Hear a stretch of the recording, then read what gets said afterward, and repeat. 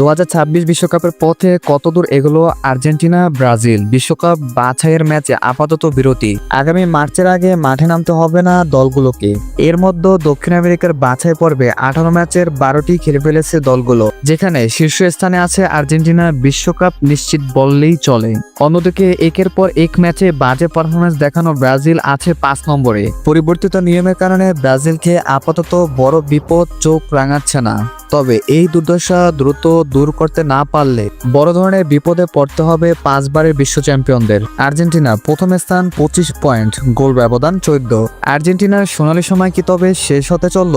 এখনই এই প্রশ্ন শুনে আর্জেন্টিনার ভক্তরা তেড়ে আসতে পারেন, কিন্তু দলটির শেষ 5 ম্যাচের পারফরমেন্স কি তেমন ইঙ্গিত দিচ্ছে না?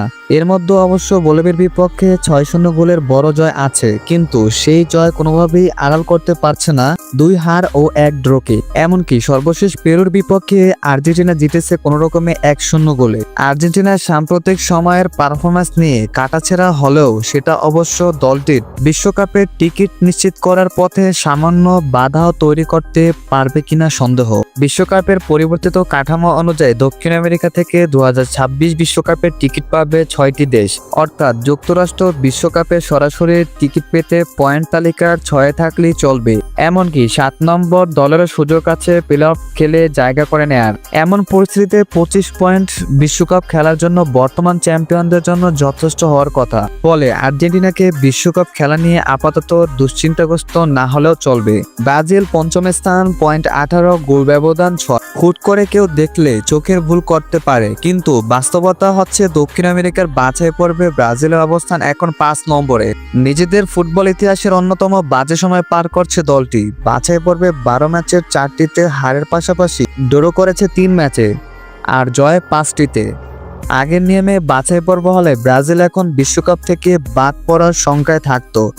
সেই সংখ্যা আপাতত না থাকলেও এই পারফরমেন্স নিয়ে খুব বেশি আশাবাদী হওয়ার কিছু নেই। শেষ পর্যন্ত এমন খেলে বিশ্বকাপে গেলেও প্রাপ্তির খাতা শূন্যই থেকে যেতে পারে। এমন নয় যে ব্রাজিল শুধু ম্যাচই জিততে পারছে না, বরং তাদের সামগ্রিক পারফরমেন্সই হতশ্রী রূপ নিয়েছে। খেলোয়াড়দের মধ্যে সমন্বয় নেই বললেই চলে।